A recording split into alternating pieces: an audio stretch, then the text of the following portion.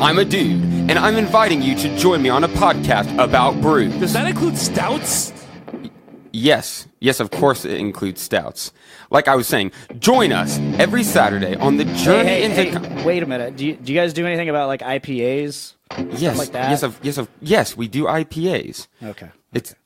Yes. Anyway, join us on the Journey into Comics Network for Brews with Dudes. Whoa, hey, have you guys ever... Do you care if I bring some Zima on? Yes, I care if you bring Zima. Zima doesn't count. Zima's... Dr. Dongo. Anyway, join us every Saturday for a podcast that delves into the craft brew world. The following is a Journey into Comics Network production.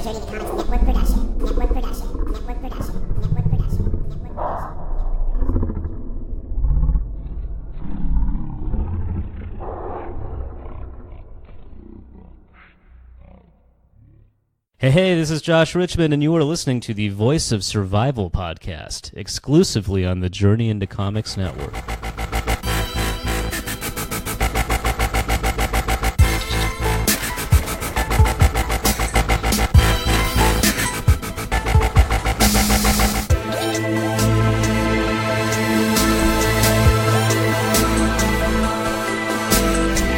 You're listening to the Voice of Survival podcast. Ladies and gentlemen, your host, Nate Phillips.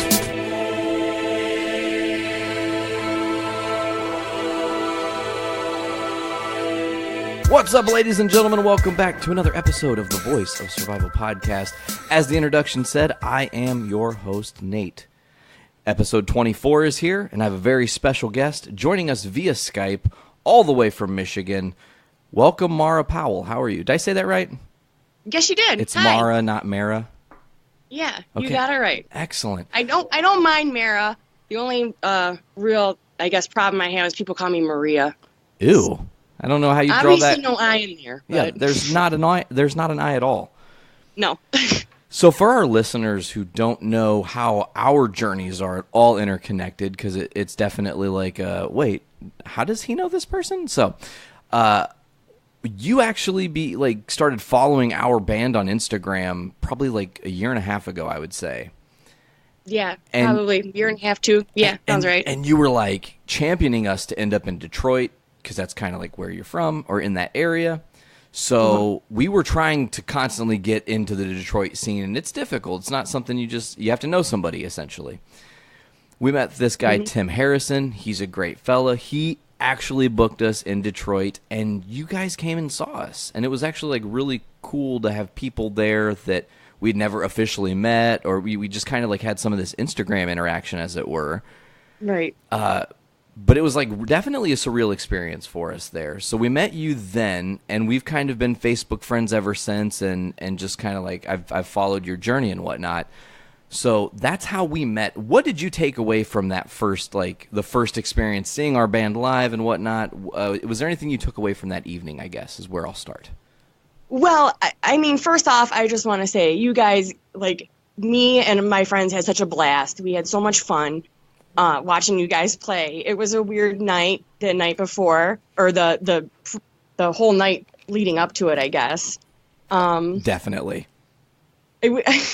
But I mean, you guys came up to me and said hi and gave me the sticker, and I thought that was real cool of you to do that, and that you recognized me too from Instagram, and just. Yeah, we had so much fun. And, I mean, piano misfits. How can you go wrong? That was just, like I said, a blast. Oh, I'm glad we made a lasting impression. Of course. But it's interesting because to kind of fast forward, and we're going to kind of Tarantino this a little bit, because I'm going to kind of say what you're currently doing in your world, because this is what drew me in. I'm like scrolling Facebook a couple weeks ago, and you posted something that I never connected the dots. It's like sometimes I see things on Facebook and I don't really dive in super deep or think about them, but you were talking about being an independent filmmaker. And as soon as I saw those words, I was like, I need to know her story. Let's make this happen. So let's start at the very beginning. Are you born and raised in Detroit, in that area? Is this where you're from? Have you moved around? No, I was born in Detroit, and I'm still here. I'm in a suburb right now, but yeah, I've been here my whole life. Excellent. What was growing up in Detroit like? Because, honestly, you look at the way that the auto industry and everything that, like, people typically, I think, and I'm sure you also get this, there's a great misconception about Detroit that it's like a really fucking dangerous place to be all the time. Mm-hmm. I didn't get that when we were there, honestly. Like, I know we were in, like, technically Ferndale, but it didn't seem... very different vibe in Ferndale, I will say, than when you get downtown. And it has changed over the years. We have, a lot. The gentrification obviously kind of changed things. That's happened over the past decade. I didn't grow up in the city. I'm in the suburbs, so there's that. I mean, I guess it depends on what area you're from. Okay. Some areas are rougher than others. Totally. So growing up in the suburb of Detroit, what drew you into, like, being a creator? Were you always a creator at a very young age? Is it kind of like what you did to escape your surroundings was to get into... Because I'm guessing that you didn't just, like, at the age of 3 go, I'm going to be an independent filmmaker. Like, there were obviously some decisions that had to lead us there. So what was, like, the first thing you got into? I mean, it's complex, because I do remember being, that age and becoming a film fan for the first time. From the first things I was exposed to, my parents were huge movie fans. So we always were renting stuff. Like, my mom was one of the first people I ever knew who had a Netflix when they would send out the DVDs. Excellent. And we Old would school. get like 5 at a time. And everyone, that was just like wild. That was back in like 2000, I think, whenever Netflix first started. Yeah. So we've always been, a movie family. And I kind of feel like on some level, even at that young age, like I'm 5, watching, Labyrinth over and over again. And I knew at that point, on some level, I wanted to make movies. Okay, so this interview is set in stone that it was something that was meant to happen. And it's interesting because it's Friday the 13th, and I promise I'm not like going to tangent too far away, but of all the movies for you to bring up, Labyrinth, I literally watched yesterday. Oh my goodness. So it's very crazy. Veronica's son, Oliver, loves Labyrinth, and he's been like wanting to get dressed up and have his makeup done like David Bowie at the age of 4.5, and it's amazing. And he like kind of knows the words and the dances already, and I'm like, what is going on? This is insane. Yeah. I've never seen a little person act like that. That's crazy. But Labyrinth, so I feel like within this all-encompassing question, was that the first movie that really drew you into loving film? Is that the first one that really resonates in your memory as the thing that changed you? Or do you have others that are kind of also responsible for your journey, I guess? It's one of the big ones. I would say another one would be Sleeping Beauty, even though it's animated. Still, that the mood of that and the aesthetic is very cinematic. And I really responded to that when I was young. And then The Lost Boys was another one. I would say those are the top 3 that, like, when I would think about, really getting into it for the first time. You start to dissect movies a little bit more than just watching them and going, okay, that was great. Like, you're starting to look at how they do their effects and probably getting into, like, wait, how did they even make that movie magic happen? Yes. And you wanted to pull, I'm guessing, the veneer back and say, okay, let's really, like, figure this out. So, obviously, at 5 and 6, you're probably not, like, getting behind a camcorder and shooting a lot of things. Were there other parts of this along the way? Did you, like, get into art? I mean, being into film, I feel like you can almost open up any avenue. Music, there's a lot of different things that can draw you through being a filmmaker. Yeah, I think I started probably like writing stories when I was very young. When I was in high school, I did photography. Filmmaking, by the time I had got to high school, it was when I was really like, this is what I want to do. But I didn't have really anything to do it with. I didn't have a camera or anything. You had all the So- drive and none of the means, as it were. Exactly. So a lot of it was I wrote a lot and I did photography. When I right out of high school, I did go to a film school that we have here in Michigan called the Motion Picture Institute of Michigan. But I don't know what happened. I guess I didn't quite. It wasn't the quite experience I was looking for. Let's just put it that way. Okay, I'm guessing you probably went there and you maybe had some expectations of how things would be taught to you, and it would be a little bit more hands-on. And again, I've never went there, but it's a film school, so I can only assume it was a lot more textbook. You're reading a lot. You're like just learning through reading in books. Is that accurate to your experience? Yeah, I would agree with that. Yeah, it was like that. When it came time to do some practical work, I guess I didn't feel as I didn't feel like I really had quite what I should have had at that point to be able to really do what I needed to do. And I don't know if it was the school's fault or my own. It's just what was happening in my own life at that time. But I just, for whatever reason, I wasn't really prepared to do what I had to do. Okay. So it took a while after that for me to, I guess, realize that no, this is really what I want to do, and I have to do it. It was one of those things where I think I was. Maybe I was too scared to go through with it, thought it was going to be too much work or was going to somehow make me face some rejection or something. But as I had more life experience and got older, you just kind of, the fear of not doing becomes greater than the fear of actually anything that could happen from doing. Because the worst that happens from trying it is failure, which is almost the same. In the same vein of like not doing it at all. So why not just do it and see what happens? Because what if you succeed is the better question. Yeah. And maybe that's the eternal optimist in me. But I'm always looking at okay, we can turn any negative into a positive. We just have to look at the perspective of the whole thing and what can we change and what can we do differently. So I want to go back a little bit here. We're starting to get closer into that your attempt at college and learning at a greater level. But I want to peel this back a little bit more to the family side of things. You said your mom, you said your dad. Are you an only child? No, I have a sister as well. Excellent. Younger sister. A younger sister. So how did she and you grow? How was growing up with a younger sibling like that? Oh, I loved it. Excellent. You guys are best friends? Yeah. When my mom and dad said you're going to have a little sister, I was like, great. I have a friend. I have a captive friend. Built-in friend.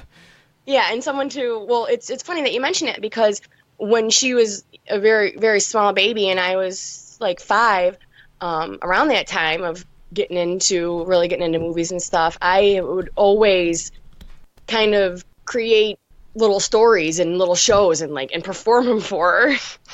That's awesome. And she was my first, she cracked up and loved it. So she was my first audience to where I was like, okay. So you had a little bit of a performing bug in you too, actually. Yeah, I do. Yeah. Okay. So then growing up, did you go through school theater and stuff? Did you do any of those things? No, I didn't actually. In middle school, I had tried out for a couple plays and I never made it and I got very discouraged and never tried again. Okay, it's hard, especially at a young age, to face any kind of rejection or yeah. And it's interesting because I don't remember what podcast I was listening to that becomes a real legit problem in my life. You hear so many different people saying things that you don't remember where it comes from. But they were talking about being rejected, and I was listening to Talkin' Tunes with Rob Paulson. He's a voice actor. Oh yeah, I know him. He did Pinky, I think, from Pinky and the Brain. So. He was talking about rejection, and he said instead of just being down on himself and giving up, he would call places and be like, well, why didn't you pick me? And he's like, I know typically you don't do that. You shouldn't go ask that question. Most people find that unprofessional. Yeah. But he said what he would find is more times than not, they were like, you're actually better than what we need. Like, and Wow. and you're wasting your time with us. You could be getting bigger jobs. You could be doing more. And that inspired him to go, oh, well, it's not always when you're being rejected. It's not always about you being rejected. Sometimes you're being rejected because you're better than what you expect. So again, it's that whole, again, you look at the change of the perspective. So back to doing movies. What's the first film? When did you like attempt it for the first time? Well, the first time I attempted it was when I was going to MPI. I had shot one scene, and it was a disaster of a day because the location I was had locked down. There was miscommunication, and when I got there, they weren't expecting me, and they weren't going to let me in, and I had to call everyone and cancel. Oh no! And a couple of the crew I had with me and one of the actors who was with me was like, let's do this one other scene just so we have something in the can, and we did. That was the only thing that ever got shot, and yeah, that was a big disappointment, and that was a discouraging day. So I think that was something else that kind of made me not pursue this for a while. Okay. So how long is the gap? You said that you don't pursue this for a while. The way that kind of sounds to me, you left the college to do film and you kind of just said to the wind with my dreams for a bit and went to do other things? Yeah, I did.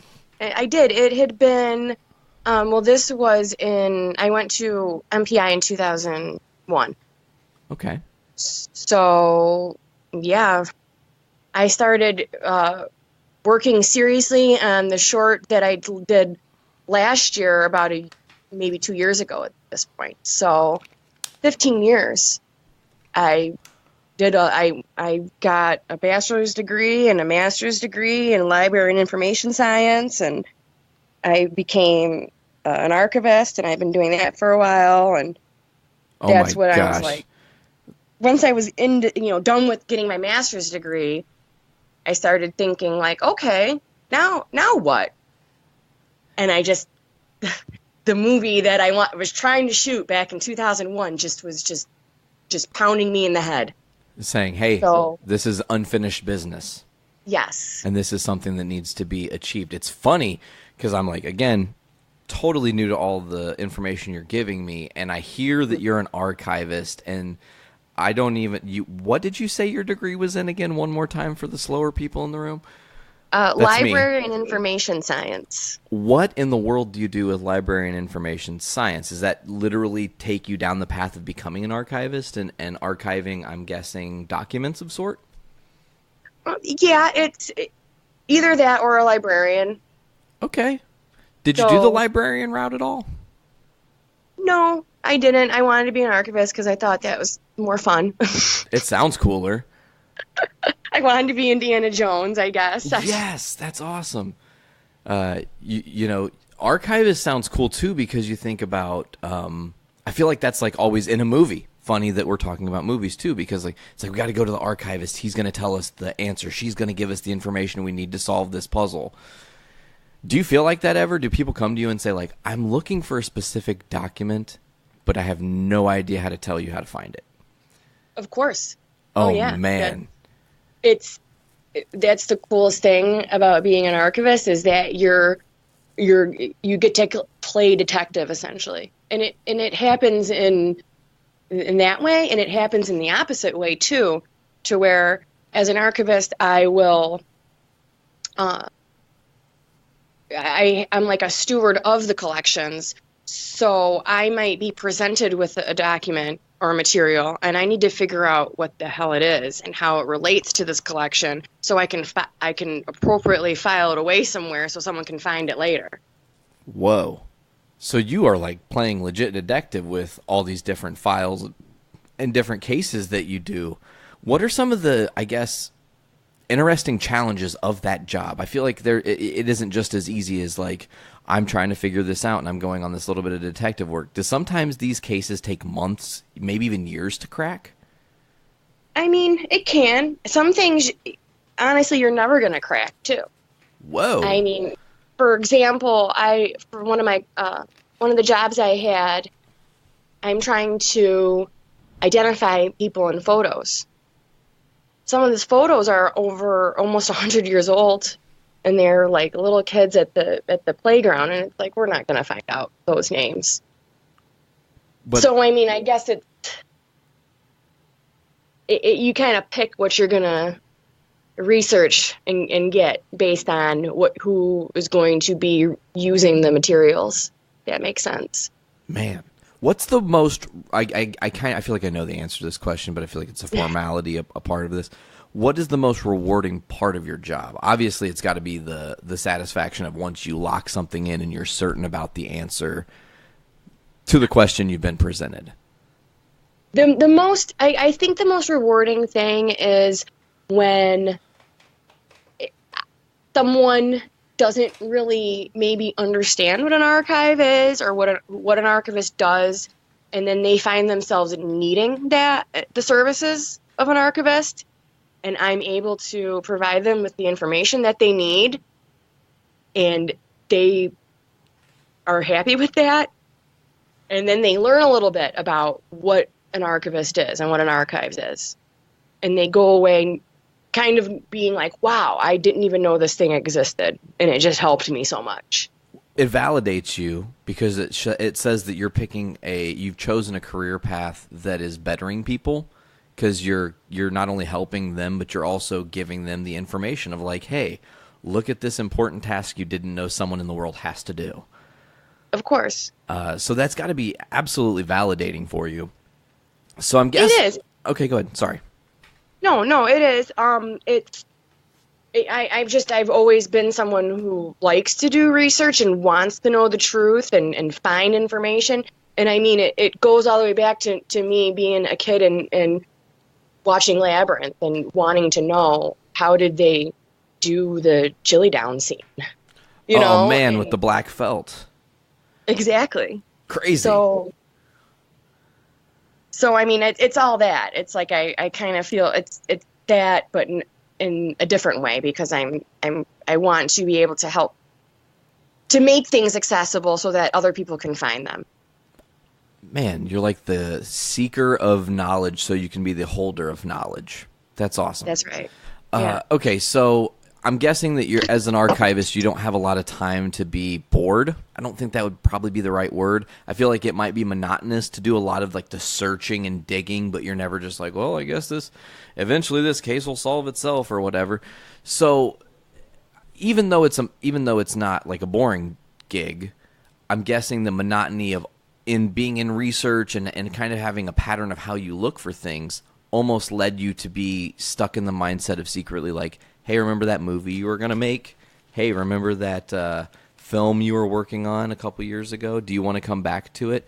Was it like a calling screaming at you amidst you doing the archive work? Was there a moment that shifted and forced you to think about getting back to the movie route? Or was it just a culmination of things? I would say yes and no. I mean, first off, I got into wanting to become an archivist because of my love for movies. I originally thought I could be a film archivist, which I still can. It's just there are literally no film archives in Detroit. I have to move out to LA. But so that was always in the back of my mind that if I do this, I can still somehow work with film or be involved in movies. And then I would say, kind of, referring to what you said about, was it screaming at me or, the tedium of the job? Yes. There were, I would say, right after I graduated and I was working, in a tedious job. Like you said, it's not really boring, but it does get tedious, was the word I like to use. And I'm just thinking and I'm imagining and I'm looking at these documents from, it was the 70s I was looking at, and photos, and I was feeling, and it was in the same area I was in. So I was feeling very just surrounded in that decade, and almost to the point where I felt like I had time traveled to the 70s. Like if I walked out onto the city, it would be Detroit of 1976, not of 2000, whatever it was. And I kept thinking, that'd be a great movie. Oh, like yeah, the well. archivist that accidentally time travels because she's like too much in the mind frame of the decade she's in and doesn't know. And I never wrote anything yet that has to do with that, but I would say that was one of the things that I was like, man, I'm still getting all these ideas. Why am I just like shutting them up? There's no point. So then you decide, let's embrace them. Yes. Do you search out, like, I guess it's, my best question would be, where do you start when you decide, like, I'm doing this? Like, what was your first step taken towards being an independent filmmaker, officially? Well, my first step, I went back to the 2 scripts that I wrote back in 2001, and because they were still gnawing at me. I would say it starts with my script, my idea. And once I get, Oh, I'm sorry, go ahead. No, you go ahead. I'm sorry. Oh, once I get that done, I mean, last year it was a very different situation with my last film than the one I'm currently working on right now. Last year I did everything just like completely by myself. It was like just by the seat of my pants. I didn't even know what I was doing, and it was like it turned out good, and I really like it. But like in my head, I was a mess. But so it's hard to tell you where I start off because I was just anything I could do, I was just getting it done. So script, props, getting a cast.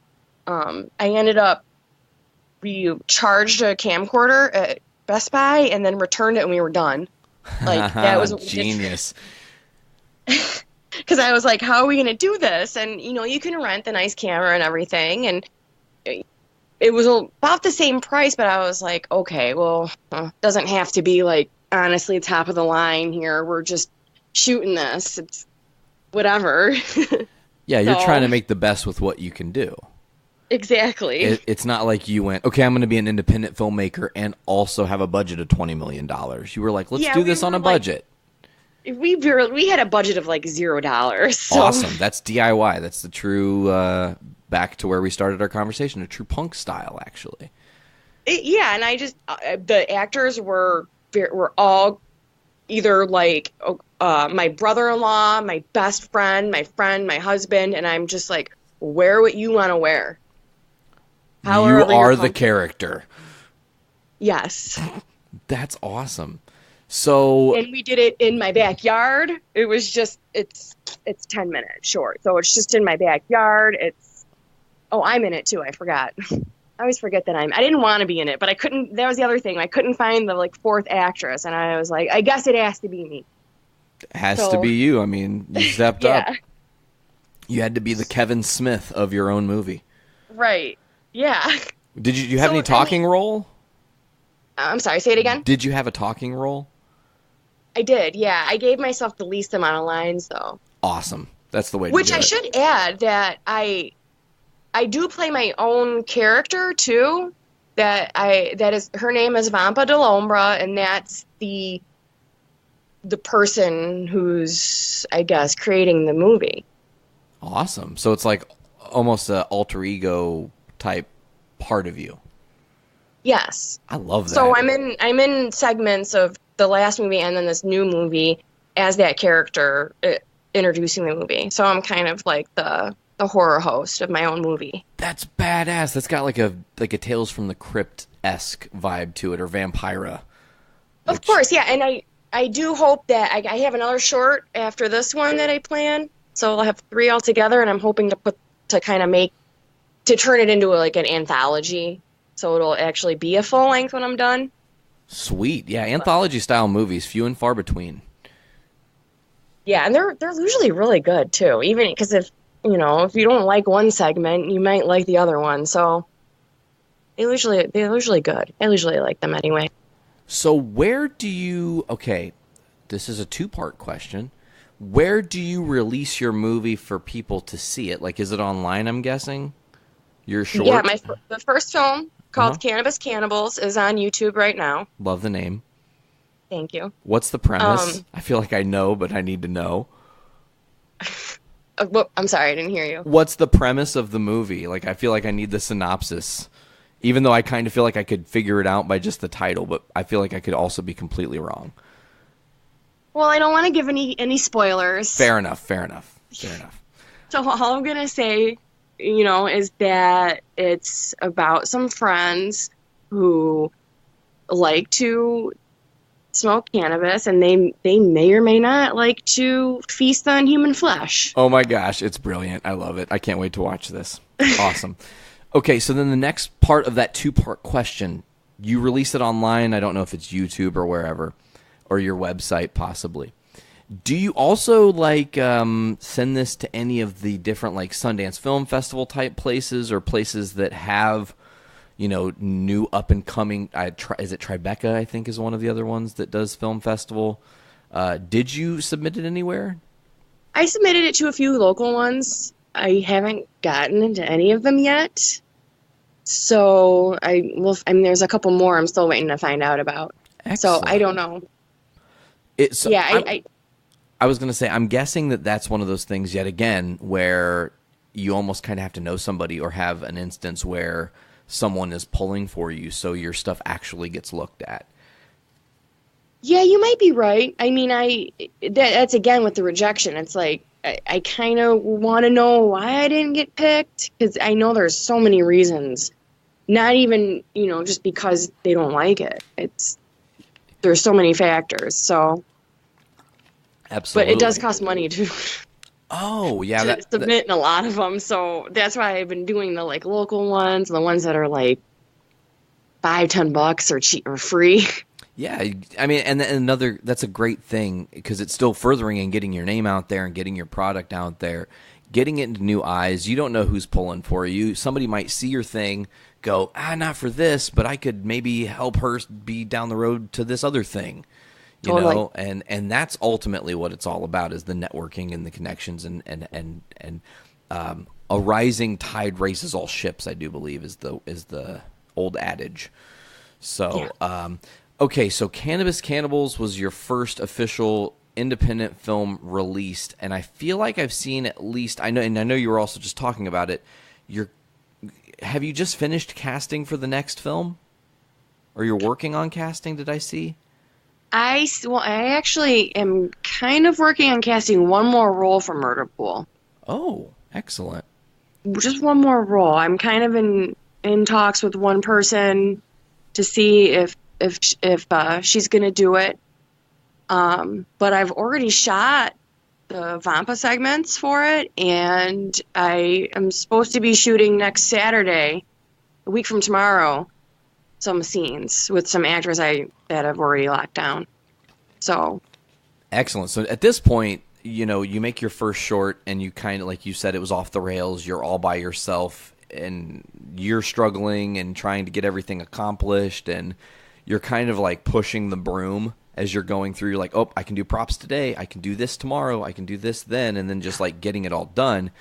Mm-hmm. I'm guessing the second time around you're a little bit more, you have a little bit more of a system. You're kind of putting this in place to just make the workload less on you, I would assume.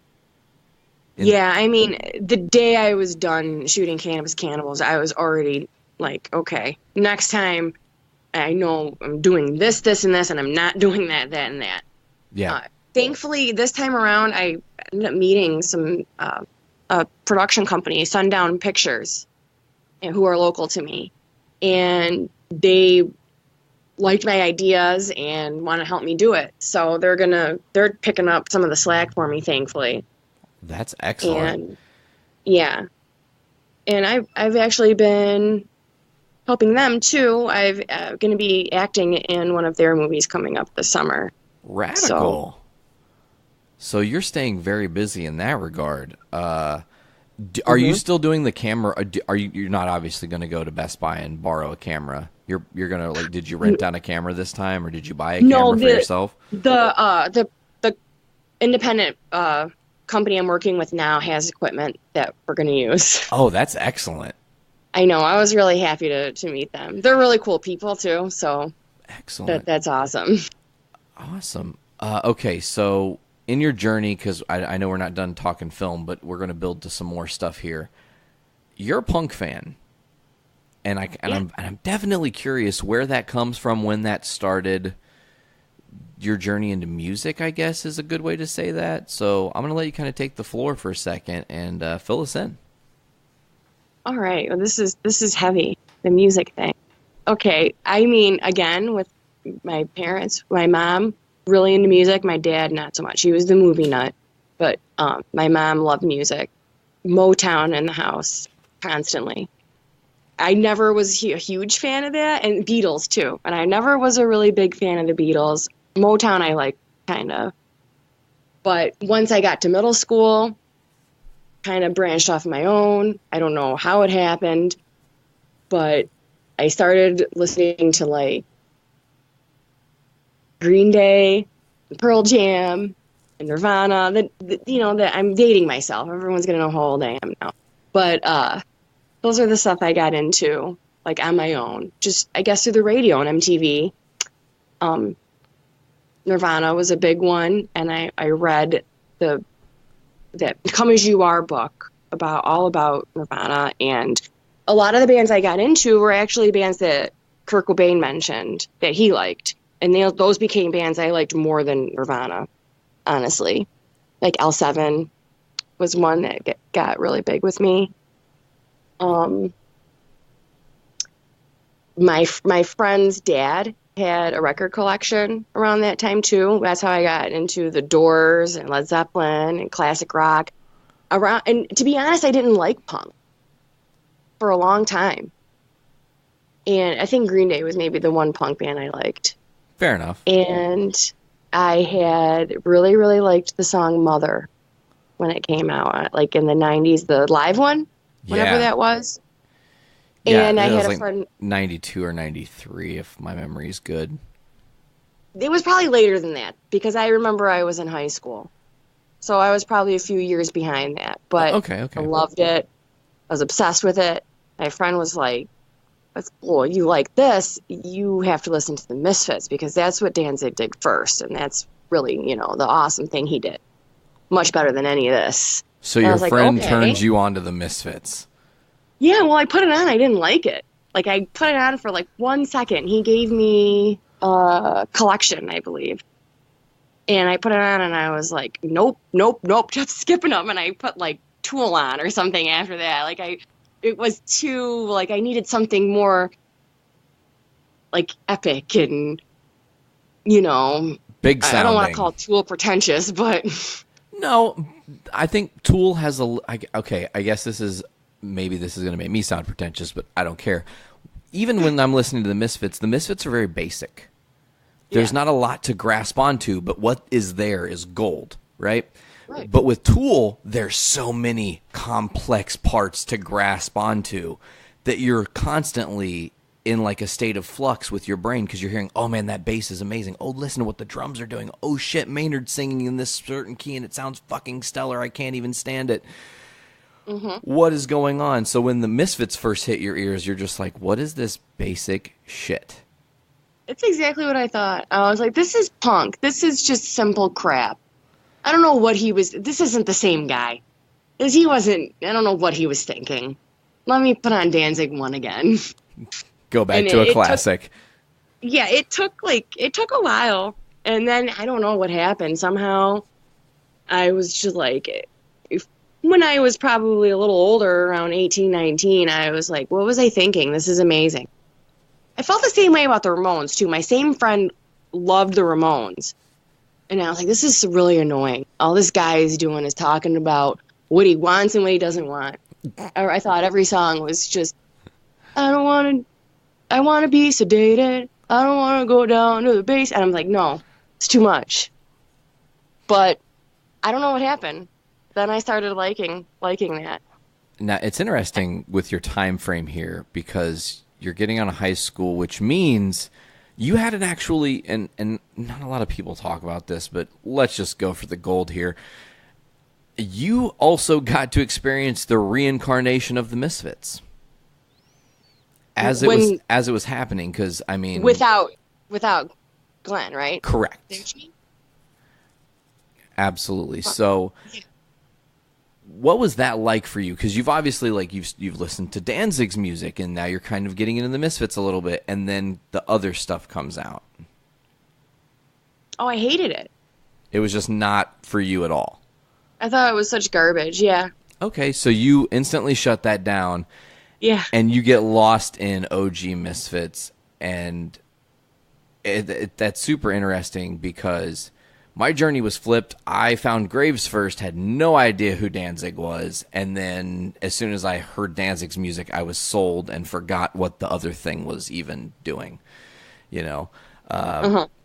But it's cool because the Misfits are so, I mean, they're literally responsible for so many facets. Is that where maybe some of your love for, obviously you're probably a big fan of horror movies as well, but do you think that the horror punk style influences you at all when writing and creating your movies? You know, I would probably say no, because now that you're saying this, I think I'm realizing what happened, why I started liking the Misfits. Sure. Because I realized that it was all about horror movies. Oh, so once you got the subject matter. Yes, and I would probably say it was the song Vampira, because I was like, this band has a song about Vampira? This is amazing. Sold. And then I started listening to everything else. And, you know, like I said, had growing up as a movie fan. And my dad being a film nut, like, he knew, like, every movie. When I was growing up, he knew, he was my IMDb. So I had watched a lot of that stuff with my dad before I ever heard anything by the Misfits. So, I mean, it's a little bit, I guess it's cyclical, because you got this, you know, the movies inspired Danzig, obviously. He wrote the songs. I like the songs because I like the movies. It kind of, I guess, fuels me. And it enhances it because you like both. Exactly. And there's like a little bit of a special bond, and I don't know if you're like me, but if I'm watching an old horror movie and it's like, let's say The Crypt or any of the songs that, or any of the movies that inspired the songs, the song internally plays a little bit in certain parts of the movies, and I'm just like, oh yeah, that's actually like really pleasant right now to enjoy thinking of the Misfits doing a song about this movie right now. Of course, of course. Okay, so we're going to jump back to your movies here now, just for a minute, because we're all over the place here. I know. I feel like, and this is the one that we talk about, but we don't talk super about. Okay, this is the Voice of Survival, so obviously one thing we try to talk about on this show is people's like trials and tribulations and things they've had to overcome. So now is the part where I'm going to say, what are some of the things you've overcome just in life that you've had to learn perseverance and learn patience and all the things that you probably utilize now in your current life? Well, I would say this whole journey of trying to get to the point I am right now, to where I can actually call myself a filmmaker, because I made a movie and I'm working on another one right now. It was, like we said earlier, it was a dream I'd given up for years. And the reasons why I had given it up, it's hard to say. It was a lot of things. I think a lot of it maybe had to do with the fear of rejection that we talked about earlier. The wondering if people are going to think my ideas are weird. I had a couple moments at MPI where, the big thing that happened was I had written a full-length script. One of the assignments was to write a full-length script, and you would kind of do a play treatment for it, and people in the who were on the program with you would buy into it, I guess, and you would create your teams that way. And the script I wrote, people thought was so weird, no one wanted to work with me on it. And the people who got stuck with me were very obviously upset that they got stuck with me, and pretty much they didn't care about not, letting me how should I put it? They didn't care about not hurting my feelings, I guess, about it. And so that was a discouragement. So kind of like getting over that, like, people might not like it. People might think it's weird.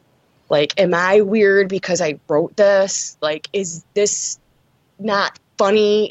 Am I just kind of creating something that's just going to be like just garbage put into the world for nothing other than just I want to like kill people on screen? Like, all these things of like, what am I doing? Like, how are people going to respond to? Are people going to think I'm not the person I am based on what I'm showing through my art? And a lot of it boils down to, like, you just can't think about it. I think about one of my heroes as far as, like, art and filmmaking, and that's David Lynch. And one of the Twin things Peaks. oh, hell yeah, that's one of my biggest, I would say, influences in life in general, not just filmmaking, but... Cool, I know what we're going to talk about just in a few short minutes. Continue on. Yes. But one of the great things about him is that I think he doesn't have that. He feels something and he goes for it. He knew he wanted the Red Room to be a weird room with no walls, and he just made it happen. He didn't think about too much about how it can't happen or people are going to think it's too weird. He just saw it in his head and he knew it had to happen, and now we have this like iconic thing, Absolutely. So, I mean, I kind of took a lesson from him, and I mean, not just him. There are other people who I look up to in that way. I would say, going back to Danzig, him, because there's a lot that he does that's very bizarre and weird, and people don't like it, don't like him, but he don't care. He does it. He's an artist. He does it. He has the fearlessness thing down, I think. Yeah, he does. And I think really does. And I think that's the same thing to be said with David Lynch. They don't have the inhibition of like what happens if this goes off the rails. They just go, let's see what happens. And if it goes off the rails, it'll be an interesting experience, It's great when it goes off the rails too. That's the thing. Like, as a fan, when something is so David Lynch, like, my mind's gonna melt. I am like in ecstasy. So, if one person watched something I did and they were like, oh my God, this is crazy. I can't believe someone thought of this, and they put it on film, and I love it. Then I'm just happy. My life has been worth it if one person would feel that way about one thing I do, Absolutely. So. Absolutely. One thing I want to mention to our listeners, and you're going to have to make sure to remind me, or I'll remind you, we're going to provide a link to the Cannabis Cannibals on the description for this episode, so people will literally be able to just click it directly from their podcast app and go right to your video. And as soon as we're off here, I'm going to go watch it because I'm like, okay, I can't wait to watch this. It sounds like exactly my kind of movie. So back up David Lynchian conversation here, because while I've not seen all of it, I've seen a lot of Twin Peaks. Sarah and Veronica love the show. They're always watching it. They're gonna start a Twin Peaks podcast, so that's a real deal. That's awesome. Yeah, so they live life with a new motto, I guess, and everything can become a Twin Peaks moment. And I think you probably know that better than most people, that you can just like walk into a room, into a situation that seems totally mundane to everyone else, but there's something about the situation that just screams like, this is a David Lynch thing. He's in the room right now making this happen. What the fuck? Or like you go to a gas station and see some lady who's like the cashier of the gas station, and for whatever reason, her creepy personality just screams like, this is somebody from Twin Peaks for sure. Like, what is going on? Do you also live that way, kind of? Oh, of course. Oh, always. Every time I walk into a diner, and it's there's one person working there, and it's an 80-year-old, lady with a ton of makeup on, and she's in her waitress uniform. I'm like, oh my God, did I walk onto the set? Is it happening? Am I and here? I get scared for a second. And then you're like, nope, it's just life. Yeah, and that's you know what? That's the genius of David Lynch, because he knows that like real life is like that. Real life is full of these moments that are awkward, embarrassing, too long. Just yeah, he's got it. I think you nailed it with awkward and embarrassing and too long for sure, because he knows how to make you uncomfortable in any of his scenes, even if it's not something that is like, look at the center of the screen where you're supposed to be looking. It's something off to the side that's mundane, like this lady who keeps dropping the dish rag 100 times for no reason. She just can't hold the dish rag, Right. So yeah. it's the bizarreness of it, and it's brilliant. It is so refreshing to hear somebody say that David Lynch inspired them to also like make their own movies, because now looking through your lens, I will see it with a little bit more of a clear perspective. You know what I'm saying? And that's huge. So aside from David Lynch, are there any other, I don't even know if iconic is the word, but are there any other creators of movies that have really inspired your style or your emotional feelings or flow when you're writing and creating movies? John Waters is the other big one. Awesome. He's just been again another like hero of mine, in that he's someone else who just, he's not embarrassed of his weird and perverted mind at all. And there's even himself will look back on things and go, I don't know what I was thinking. And he just laughs. And I just can't, like, that to me is so heroic. What do you think of the John Waters movies that obviously inspired you? What do you think would be some of the ones that inspired you the most from his catalog? Because, I mean, there's a lot to pull from in John Waters' catalog. Well, my favorite movie of his, I mean, it's hard to pick. I'm such a huge John Waters fan. It's like a joke. I've met him multiple times. I've read all his books. Awesome. I worship and adore him. So it's hard. It's hard to like pick one movie. But I guess if I had to, it would probably be Polyester. Oh, excellent. I think that came out in like 80 or 81, 82, somewhere around there. I think it was 80. Awesome. I know when I think, you said John Waters, the first movie that came to my head was Cecil B. Demented. Oh, I love that one too. That movie yeah. is trippy and crazy and bizarre, and I will never forget watching that for the first time. It was a very strange night and experience for sure. Okay. Was that the first John Waters movie you'd seen? Oh, no, I don't think so. I'm trying to think back to his catalog. I'm actually going to pull that up now because I feel like I'll go, oh, I forgot that movie was of his design. Let's see here. Looking at the list.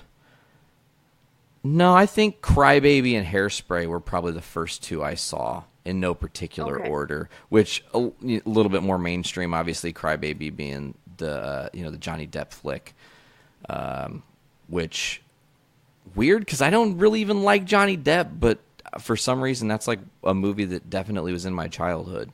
But I did enjoy Crybaby quite a bit, which is strange, I know. But I digress. Back to you. We're not done here, obviously. What have been some of the challenges directing movies with people who were there to take direction? Like, tell me what to do, man. What do I do? Like, what are some of the the hardships that come with, especially with with your first film? You were mentioning how it was people you knew, your family, your friends, people that were close to you, and you got to kind of be like, hey, this is how it has to fucking be because it's my vision. So what's that like for you becoming like the driver of this whole thing? It was something that I was pretty anxious about. I wasn't sure how people would react to me, especially, my friends. And, but it was really easy. Once I got there, I have pretty clear vision of what I want to happen, and I'm found that I'm pretty good at telling people what is going to happen, and they know what I need. I think that it was helpful that the people I used were close to me this first time, because not only do they know my personality and they know I love what I love and I'm what my eye is going for, but I also know how to communicate with them to, I guess, get them to perform in the way that I want them to. Yeah, you can charge them emotionally based on how your guys' relationships have already been created. Exactly, and personality type too. Absolutely. Like I knew out of the group of people who's going to be the one who's going to, gonna improv the most, and who I'm gonna let go, and who, is going to want the words for me to tell them what words to say. Oh, so that's another thing that's got to be hard too. I didn't even think about that, like how you script structuring and what you just said with people who can improv. I didn't even put that together. Continue. So it's just a matter of each individual, and I think that's probably. I mean, that could be a challenge. I don't necessarily think it's a challenge for me. It's not a challenge, but it's something that I definitely think about. Absolutely. Okay, so I'm going to ask another directory question. See, it's funny, as a filmmaker and, with your journey and what you had said earlier, you've taken on every task in the first go, so you kind of have an idea of what every part of the job requires. What do you think the hardest part of being, generally speaking, a filmmaker and all the things you've experienced, what's the toughest part of it? I mean, because it seems like you had your directing down pretty easily and you knew how to communicate with your actors and get them to show up and bring the kind of performance you wanted, and understood the kind of people that they were and if they were comfortable riffing or have to be by the book. Was it props? I'm not sure really actually where you would go with that. I would say the most difficult and most stressful thing is the planning. The minutia of details. The pre-production stuff. Little thing. Oh, I'm sorry, what? The pre-production stuff, all of the getting all your ducks in a row. Yes. Because there's just so many little things that you forget, and you have to go through the list 5-6 times, and then you're like, oh, I keep forgetting about, this stupid prop. Like, I need a hose in this thing, and you just take it for granted that you need a hose. It takes, like, you just have to keep looking at it and just be really detail-oriented. You're like, damn it, I have to go to my house and get a hose? Are you kidding me? Why didn't I write this down? Yes, yeah. Did that really happen? Was it actually the hose? Like, I feel like that was so random. It was because it's part of something I need for the shoot for next week. Right before we got on, started doing this, I was actually working on a prop list for next Saturday. Wow. So I'm like, I got the hose on my brain. Like, okay, we're gonna make it should be at the location. Like, but I can't take that for granted. Bring a backup hose. Yeah. So that's just one of the things. So planning in the pre-production, especially when you're taking it on by yourself, is the hardest part of this, because you've got to, as you said, focus on all the minutia of the detail, make sure everything has been gone over 100 times so that when you go to execute, that's the thing I don't think a lot of people appreciate, and I know this running the Journey into Comics Network, I've learned to appreciate planning is everything. It's so much everything, because if you can get your plan down accurately, execution is not a problem. Mm-hmm. But every single thing that you don't plan for or you don't even consider in your step is just another thing that's going to slow you down. It's going to make you unconfident about yourself. It's going to make you unsure if what you're doing is the right thing. Mm-hmm. Most people take the planning thing for granted. So I definitely appreciate that was the answer you slung at me. So continuing on, and we're going to kind of bridge these two gaps a little bit, because we were talking about the Misfits and Danzig, and then we got the film thing, and then there's like the middle. So what do you do about music in movies? How does that's got to be something that you take into account. Do you use a lot of music in your films, or how does that, do you outsource? Well, what I ended up doing for Cannabis Cannibals is I used some free domain music. I got it from, I think, freesound.org. It's in the credits of Cannabis Cannibals if anyone's interested. But I used that for sound effects and for music. I wanted to use some licensed music. When I was, thinking about it, at first I had all these ideas for songs I wanted to use, and I even had like a Danzig song I wanted to use as Vampa's theme. But then it was like, I can't pay for this. Not gonna happen. Maybe one day, but not now. So I just have been searching for free domain stuff. I also had my husband write some original tracks. So he'll probably do that for the next one too. Excellent. That sounds cool. I feel like that's one thing that a lot of people take for granted in movies, especially looking at it from the filmmaker's perspective, is that music so often, without people consciously even paying attention to it, sets the tone for everything. Yeah, you have to have it or else it's like weird. It weirdly makes the scene more believable. Yeah, because it allows you to get lost in it. Obviously, we're not walking around our day-to-day lives hearing dun dun dun dun whop whop. Like none of those things are really happening. So it submerses you in the fact that you're watching a film when the music is on and you get the right tone and feeling and emotion. I feel like you are just like extremely talented to just have the foresight and the ability to take all of that onto your own plate and just handle it. Like, first go, I'm going to do it, whatever. I feel like a lot more people should aspire to be like you and just really go for it. What are people holding back for, right? Yeah. I mean, that was what got me. I just, so there were a lot of nights when I was getting my master's degree, getting my bachelor's degree, working, retail, where I would just be up and I would think about Cannabis Cannibal. And I'd think, got that written. I was going to do that. Why aren't I doing that? And I just put it out of my head. And it's like, why? Why was I? There was no, it's like, you got to work at something in life. Like, I could sit there and I could work really hard and I could work really hard at becoming, like, I was working at GameStop at the time as a third key manager. Oh my God. What is this life? I was a third key at GameStop. Were you really? Swear to God, yes, I was in 2007 into 2009. Yep. That's when I was too. That's creepy. That's genuinely creepy. I started in 2008. I started. Yeah, I started in 07, like May of 07, and then by like that first Black Friday, I was already third key, and that is very strange, weird. Okay, continue on. That is what I started.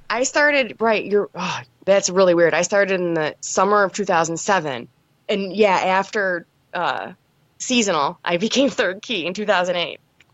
Yeah, that's very wild. That's crazy. Of all you were saying retail, and I'm just like, okay, I'm gonna get to that question in a second, like what retail jobs, and then you just said GameStop, and it like kind of threw me off track a little bit because now I feel like there's a million other questions I could ask you about. Like, we understand this working at GameStop. There's like the worst types of people come into that place.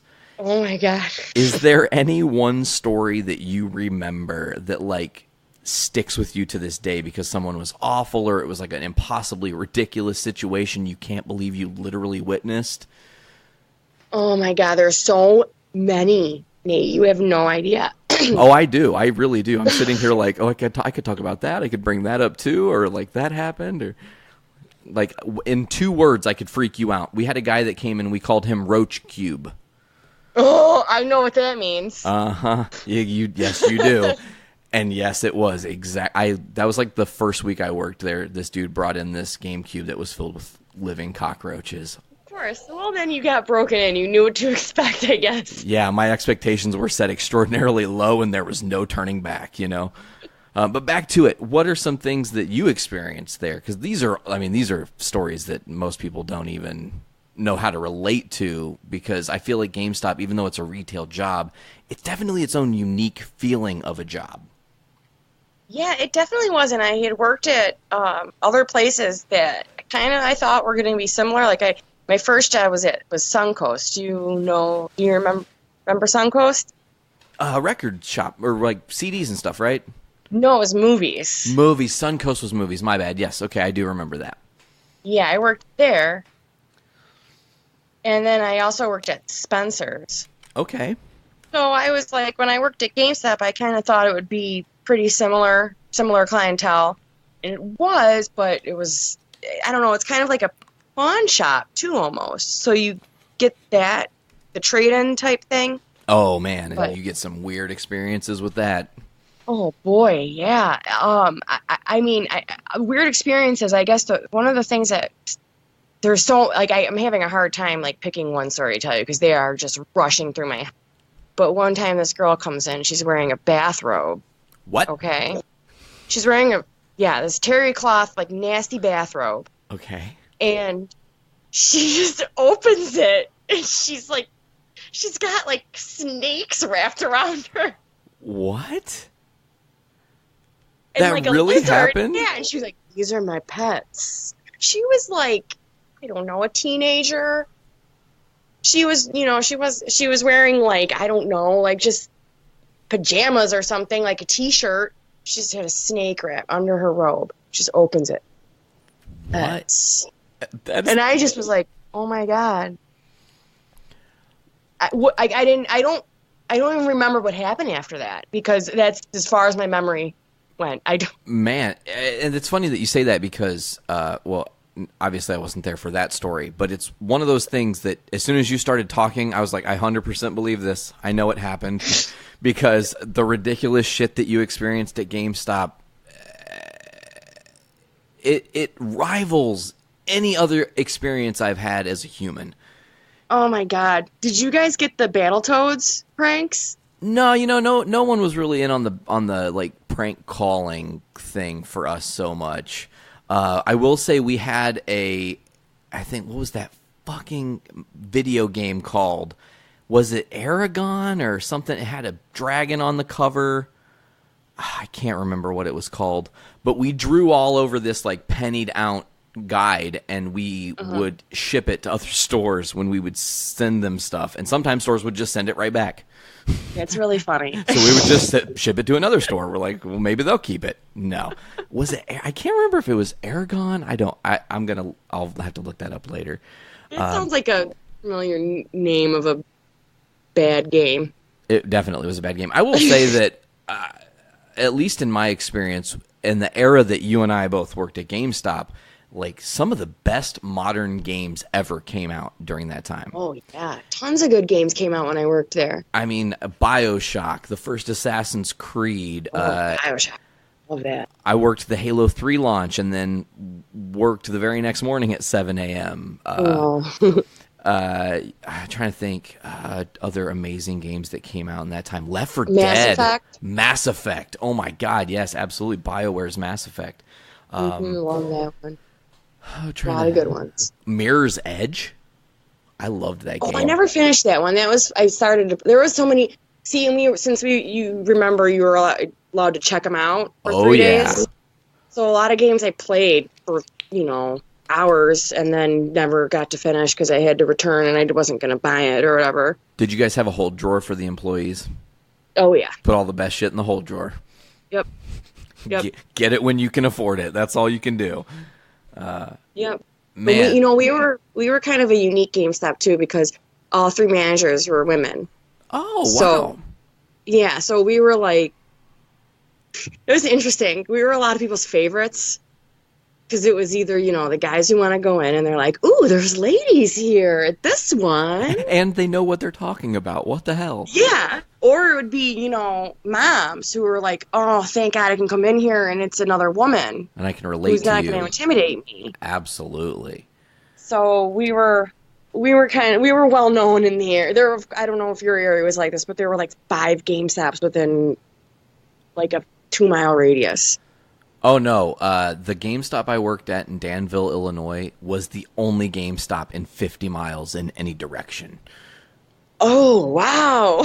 Yeah. And actually, I was the only male manager that worked there as a third key. Sarah, from our band as well, was the assistant manager, and then we had a manager above us, Liz. So I definitely know and totally respect your perspective of being one of the lady managers and getting respected and understood. Also, though, I will say I'm sure you also dealt with a lot of shitty people on the same token because you're a lady, so they were trying to be shitty to you and talk down and be awful. Oh, I had, and I'm sure, your manager and Sarah probably both have had this too, where people have literally said to me, okay, well, can I talk to a man about it?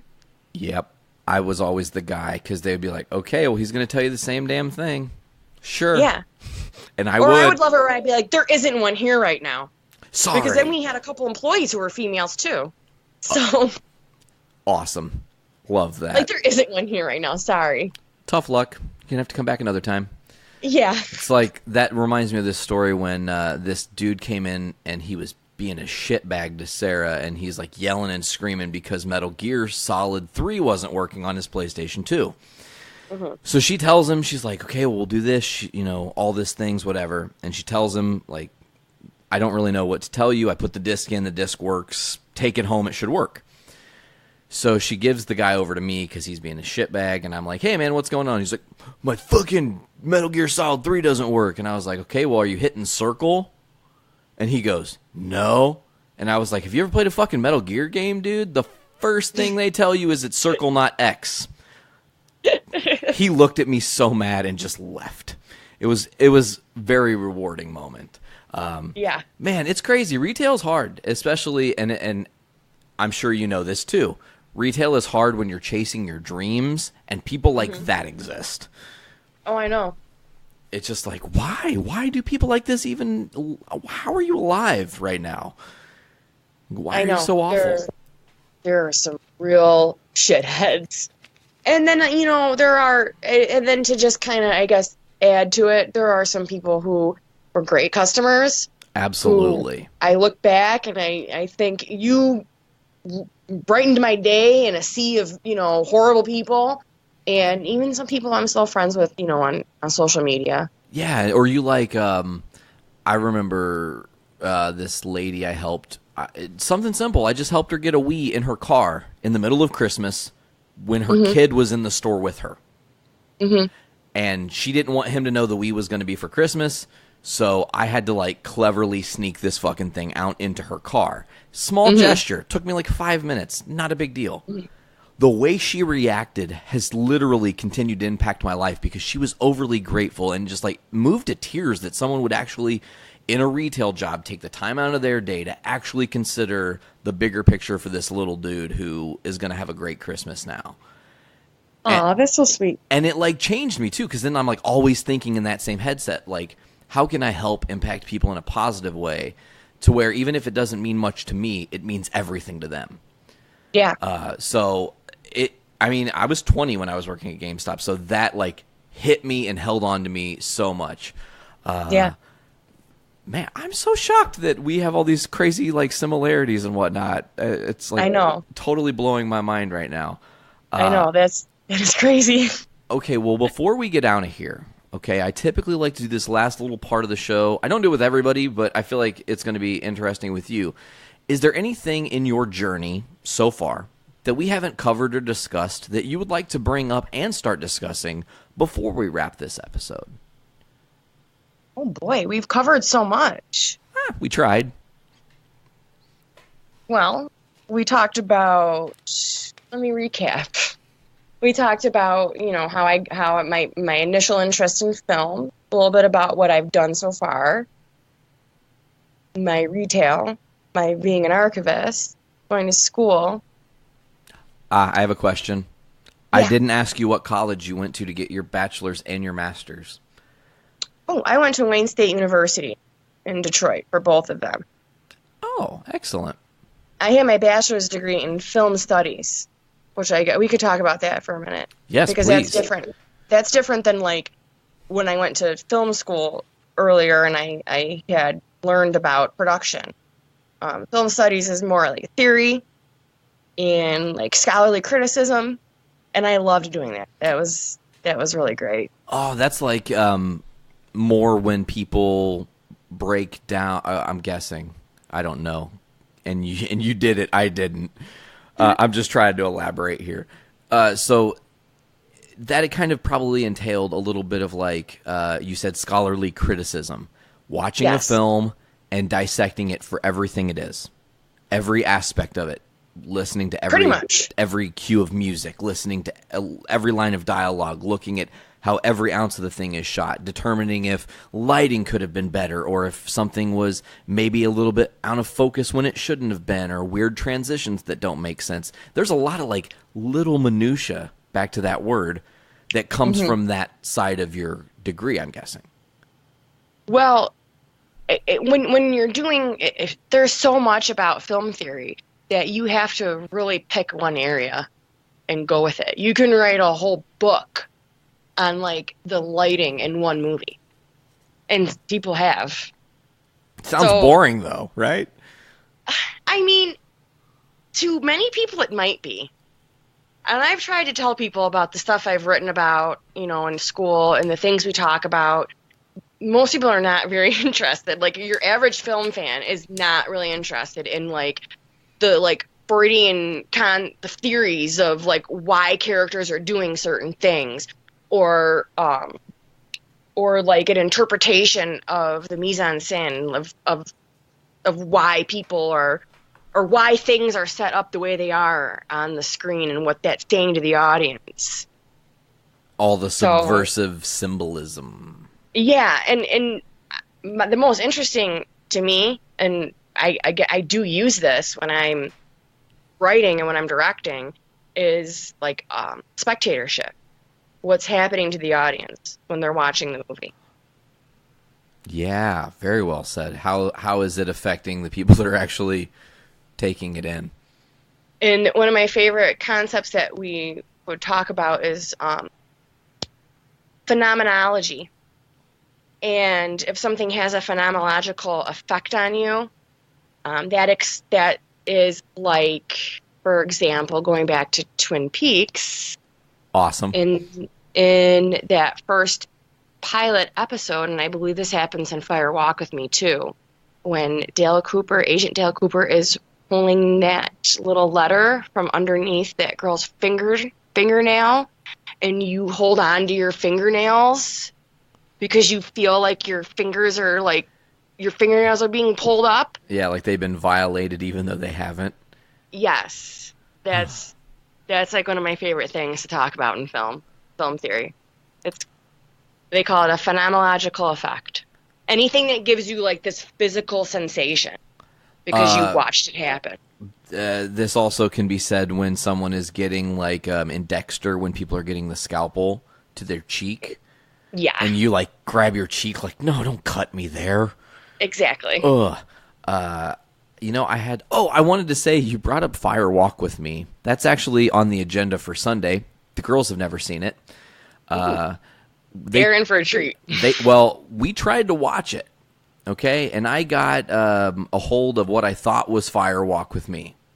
Okay. Put it on. Watched the whole hour and 20-some-odd minute thing in sheer confusion. Because it's David Lynch. He's weird. He does weird shit, Yeah. Come to find out, we had watched the Missing Pieces bonus features. Oh. And didn't see the movie at all. Okay. So, and they were watching going, well, this is weird, but like David Lynch is weird, so maybe this is just some art that's really weird. Fire Walk with Me is, maybe it's just a weird one. Not a lot of people talk about it because it's the prequel or whatever. But yeah, we're actually going to finally watch Fire Walk with Me, and I'm going to try to actually start watching the series after we watch Fire Walk with Me to see if you can watch it as a prequel and it makes any sense. Can I tell you? Yeah, sure. I don't care. I mean, you should watch the show before you watch the movie. Really? Yeah. Is it? Because go ahead. There's a lot of things in the movie that get explained to you that happen in the show. That are things that are you learn by circumstance, maybe uncovered throughout the show's first season. No, well, yeah. There's actually a big spoiler in the movie if you don't watch that first season and most of the second season, that it's gonna ruin it for you. Whoa, okay. Well, now it looks like my Sunday is going to be changed. I'll probably be doing some podcast editing or something that is not watching that movie. I'm glad I said something because Yeah. I kind of get in the weird. I get in a weird headspace. I don't know if you're a fan of Star Wars at all, per se. Star Wars is something that I used to be a huge fan of, and it's so oversaturated that don't care anymore. But like the first 6 movies, I know very well. Well, the first 6 movies are what I'm about to talk to is based off of, because there was a thing, I don't know if you've ever done this or heard of this, called Machete Order. No. Okay, so Machete Order answers the great question of how do you do the first 6 Star Wars movies cleverly and let someone watch them without spoiling anything. Kind of the conundrum you're bringing up, right? Yes. Because if you watch the first 3 movies, you kind of already know that Luke and Vader are related. There's no denying that. Of course. So how do you keep that suspense? You do this thing called Machete Order. You watch A New Hope first, Empire Strikes Back second. Then you go and create what you call the flashback sequence, where you watch the second and third Star Wars. They actually say you don't technically need to watch Phantom Menace, but I liked the movie, so you could watch 1, 2, and 3 in order. But you watch them as a flashback telling Anakin's story so that when you get to Return of the Jedi, literally the movie is the final chapter of both Anakin and Luke, well, at that point, wrapping up together. And it's like beautiful symmetry. It's so well done if you get an opportunity to watch those 6 movies, like in Machete Order, which is out of order, because it keeps you also, the surprise of Luke being related to Vader happens at the end of Empire Strikes Back, and you're like, what the fuck? And then you go back and learn about Anakin, and you're like, oh, now I get why it's like this tortured dude that's having a hard time connecting with his son, and it all makes more sense. So back to what we were saying about Twin Peaks, I'm so glad that I brought this up to you, because I'm a fan of doing things, watching them out of order to see if they make more interesting sense. Yeah. That would have been a failure on my behalf. Yeah, I mean, here's the thing. I think that it would probably, the prequel does explain a lot, but I think that it's more fun to have the mystery built up with that first season, or season and a half, I would say, of Twin Peaks. Almost complete 2 seasons that they deal with the Laura Palmer. But there's probably a Machete Order that you could do that would be pretty interesting. But I don't know off the top of my head how you would do it. Like, there's probably certain, like, watch this episode, then watch the movie, then watch, there's probably is, maybe if you Googled it, you could find someone had done something like that. Like, could tell you in order to watch everything. Oh, I'm going to have to do that now. Yeah. Like I said, I'm weird about that. It's interesting to me, too, that movies can do that. Like, there are movies that are in a series that you can jumble up and even still tell a cohesive story. Like, They obviously didn't plan to do it like that, but someone was probably really stoned at home one day and went, I'm going to watch these movies in a way that makes sense to me. Fuck everybody else, Yeah. And that's how it was created. So, I'm not sure. But before we get out of here, as always, I got to do kind of like the plugs and whatnot. So you can check out Journey into Comics Network, where you can find the Voice of Survival at journeyintocomics.com, or on all the different podcasting platforms: iTunes, Podbean, Stitcher Radio, Google Play Music, or Spotify. Just search Journey into Comics Network. You get all 9 shows: Journey into Comics, Poor Rapport, Voice of Survival, Brews with Dudes, Podcastrophe, Adulting Ain't Easy, Kids for Sale.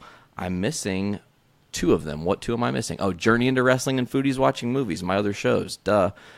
Lastly, go to our Patreon, patreon.com/Journey into Comics. Give us $1, get early access to all the episodes coming out on the network every day of the week. Or give us $3, get early access and exclusive episodes of podcasts that you can only find at our Patreon. Mara, thanks so much for joining me today. Thank you for having me. This was great. It was a blast, and I feel like we could probably do like 10 more podcasts just on the things we connected with, especially like literally a whole episode dedicated to like thinking about all the different GameStop stories we had. Oh my God, yes. It would be amazing and incredible and hilarious, and I'm sure a lot of funny stuff happened to you that you once you thought about it, you would be like, oh shit, that happened too. I remember. I'm going to be thinking about it all night now. Good, you should. Memories are going to pop up. You'll write a fucking movie about some like zombie werewolf that worked at GameStop or some shit. I like, should. or like got trapped in the system lock and turned into a zombie or something. That's interesting. Creepy ass Yes. system locks. Anyways, where can people find your work?